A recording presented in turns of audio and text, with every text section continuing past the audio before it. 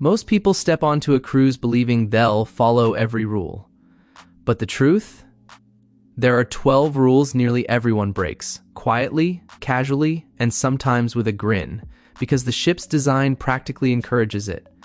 Some of these rules save you money. Some unlock hidden luxury. And one, the final one, is something even longtime cruisers whisper about. A rule that quietly shapes your entire onboard experience. If you've ever wondered why people do what they do at sea, or how the system actually works behind the curtain, welcome to LuxeDepths. I've sailed enough cruises, budget to billionaire level, to see how people really behave when the ocean removes everyday limits, and the patterns are the same on every ship. You're not supposed to reserve deck chairs, everyone knows it, and yet every morning, towels appear before people do. Its early morning psychology. People panic about missing out on the best sunspots. Cruise ships know this, but they under-enforce because chair scarcity increases bar purchases nearby. Go to deck 5 or 6 midship between 9 and 11 a.m., the two decks people forget exist, and you'll always find open chairs with shade and views. Avoid peak decks, choose midship lower decks for guaranteed spots. Bringing alcohol on board is officially not allowed, but millions do it anyway. Wine bags, shampoo bottles, hidden flasks, drink packages are engineered to feel expensive enough to push you toward the unlimited tier, so travelers get creative. On my last sailing, a couple brought a sunscreen bottle filled with vodka. Security didn't even blink. If you're budget conscious, attend the captain's party and art events. They serve free champagne more often than advertised. Follow the event's calendar, not smuggling tricks. Technically, you're supposed to eat in dining areas, but everyone walks out with a plate of pizza, cookies, or fruit just for later. Cruise lines know guests snack more when food is available 24/7. It psychologically reinforces the value of the cruise.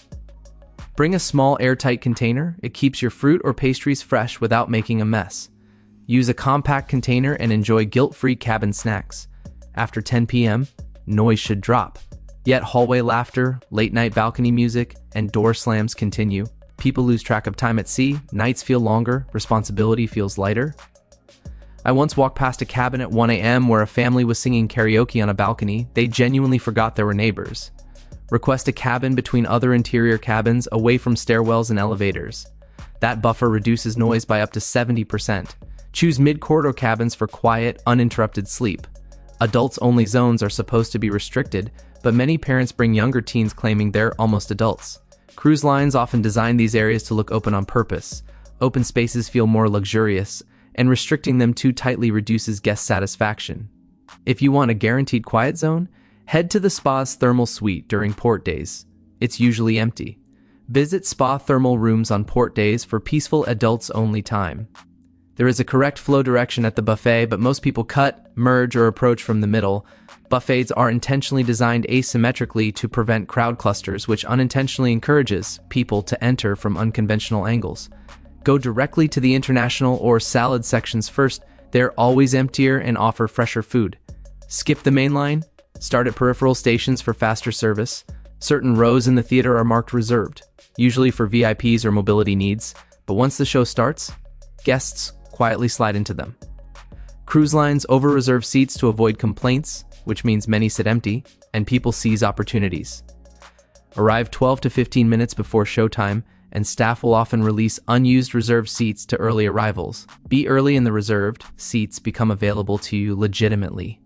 Guests technically shouldn't take desserts after closing hours, but many wrap cookies with napkins or grab a late-night brownie for the cabin fridge. Sugar cravings spike at night after dinner drinks. Cruise lines know this. It increases late-night bar and coffee purchases. For cravings, use the 24-hour cafe on deck 5. It's hidden, quiet, and usually freshly stocked. Late-night cravings? Skip buffets and go to the hidden 24-hour cafe. Cruise ships operate on a formula: remove friction, remove clocks, remove pressure. When those vanish, people behave differently. You've probably noticed it. When you're surrounded by endless water, the mind relaxes, and so do boundaries. Rules feel softer, choices feel lighter, and time feels slower. Unlimited food creates a subconscious sense of abundance. Bright lighting in the promenade keeps you awake longer and spending more. Background music follows a tempo curve designed to increase browsing time. Cabin spacing encourages you to stay outside your room, where the shops and bars are. Even luxury cruisers, even billionaires, follow the same patterns, because the environment is engineered to be effortless. And when life feels effortless, rules bend. Isn't it strange how the sea does that to us? You're technically not allowed to bring guests from other ships or ports into your cabin. People meet during excursions, couples, families, new friends, and the ship feels like a floating city where boundaries blur. If you want to hang out with new friends, use the lounge or promenade seating areas, where staff never question mixed groups. Socialize in shared areas and avoid cabin restrictions entirely. Almost no one showers before entering the pool, even though signs say you should. The ocean air creates a vacation mindset where hygiene steps feel optional. Plus, the constant flow of swimmers makes people assume their single choice won't matter. Head to the aft pools. They have lower traffic and cleaner water circulation. For cleaner swims, use aft pools where fewer guests go. Guests are told specific boarding times, yet thousands show up early or late. Cruise lines purposely overassign times to spread crowds, but the terminal staff rarely enforces them strictly. Aim for 45 minutes after your assigned time. The terminal is usually empty and luggage moves faster. Arrive slightly after your assigned time for a smoother check-in. The final rule is the one everyone knows they should follow, but almost no one does. Don't overspend. Cruise lines earn more from onboard spending than the ticket itself, and nearly everyone spends more than they planned, even the careful ones.